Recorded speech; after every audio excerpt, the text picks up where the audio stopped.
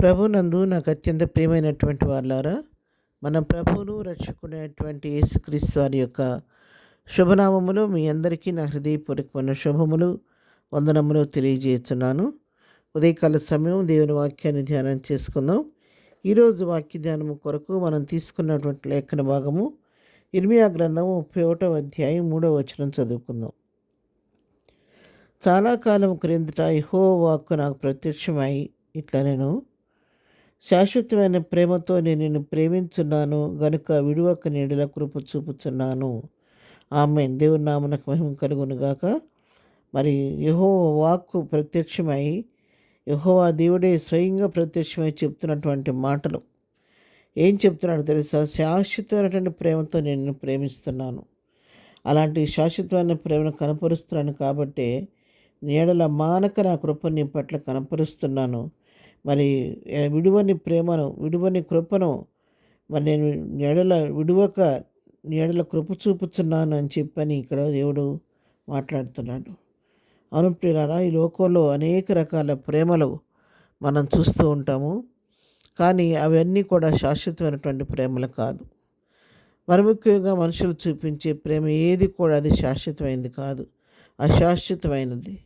ఇంతలో ఉన్నటువంటి ఆ ప్రేమ మరి కాసేపట్లో అది ఎలా మారిపోద్ది ఎవరో చెప్పలేరు. ఒకప్పుడు చాలా ప్రేమగా మనతో ఎంతో మన హత్తుకొని మన ఎంతగానో ప్రేమించిన వారు ఒక టైం వచ్చేసరికి ఎందుకో తెలియదు చిన్న చిన్న విషయాల దగ్గర మనస్పర్ధలు కలగటం వలన ప్రేమను కఠినపరుచుకొని ప్రేమ బదులుగా మన మీద ద్వేషాన్ని, కోపాన్ని పెంచుకొని మనల్ని చాలా మనసు గాయపడే విధంగా ప్రవర్తిస్తూ ఉంటారు, చిన్న చూపు చూస్తూ ఉంటారు.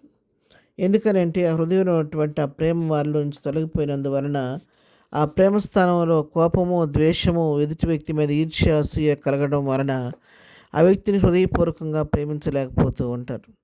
కానీ మనుషులు చూపించే ప్రేమ లాంటి ప్రేమ కాదు దేవుడు చూపించే ప్రేమ.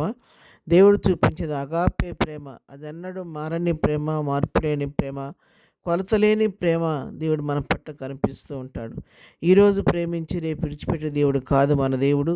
ఆ నిత్యము మనల్ని ప్రేమిస్తూ కంటికి రెప్పలాగా మనలను కాపాడుతూ ఉంటాడు. అటువంటి ప్రేమ మన ఎడల కలిగి ఉన్నాడు కాబట్టి ఆయన విడువక మన ఎడల కృప చూపుతూ ఉంటాడు. అట్లాంటి కృప మన పట్ల దేవుడు కనపరుస్తున్న దాన్ని బట్టే ఈరోజు వరకు మన క్షేమంగా ఉండగలిగాం. ఎన్నో అపాయకర పరిస్థితులు మన జీవితాల్లో కలిగినప్పటికీ, ఎన్నో ప్రమాదకర పరిస్థితులు, విపత్తులు మనకు ఏర్పడినప్పుడు కూడా ఈరోజు ఇంకా మనం సజీవులంగా ఉండి ప్రభువును స్తుతించగలుగుతున్నామంటే కారణం మనం విడవకుండా ప్రభు మన పట్ల చూపుతున్న కృపయే కారణం.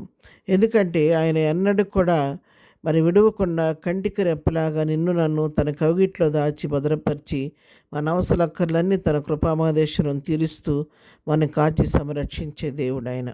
మరి ఈ లోకంలో తల్లి అయినా సరే తన బిడ్డలను విడిచిపెట్టుద్ది, కానీ దేవుడు ఎన్నడూ కూడా తన బిడ్డలను విడిచే దేవుడు కాదు. ప్రస్తుత పరిస్థితుల్లో భయంకర దినాల్లో మనం ఉన్నాం. ఎన్నో వార్తలు మన పేపర్ చదివిన, టీవీలో న్యూస్ చూసినా కూడా భయంకర వార్త మనం వింటున్నాం కదా.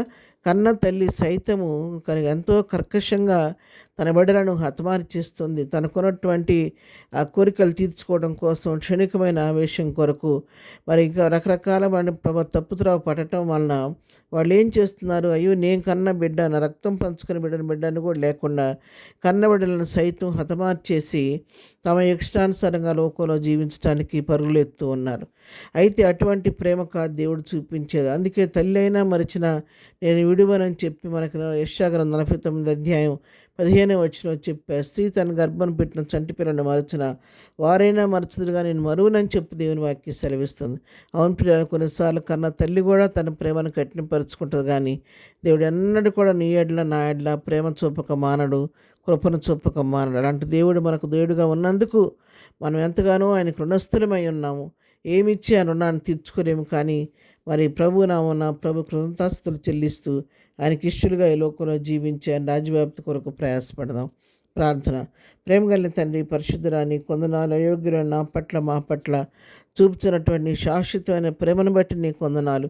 విడివైన నీ కృపను బట్టి నీకు వందనాలు చెల్లించేంత వరకు ఆ ప్రేమ ద్వారానే ఆ కృపదనం నడిపిస్తూ వచ్చావు. నీ స్తోత్రాలు. ఇక ముందు కూడా మీరే మాకు నీ కృపలో బలపరిచి నడిపించండి. దినం మేము చేయి పని పాటలు రాకపోకల్లో క్షేమం దయచేయండి. బలహీనలు ముట్టి స్వస్థపరచండి, దుఃఖాలను ఓదార్చండి, సమస్యలను విడిపించండి. ఉద్యోగాల కోసం చూస్తున్న బిడ్డలకు ఉద్యోగాలు దయచేయండి. వివాహాల కొరకు చూస్తున్న వివాహాలు సిద్ధపరచండి. దినం బర్త్డే మ్యారేజ్ చేసుకుని బిడ్డలను దీవించి ఆశీర్వదించి ప్రతి వారి అవసరం అక్కడ మీ నామలో తీర్చమని యేసునామలో ప్రార్థించడి పొందుకొని ఉన్నాము తండ్రి. ఆమెన్. ప్రభు కృప సదాకాలం మనందరికీ తోడై నడిపించను గాక. ఆమెన్.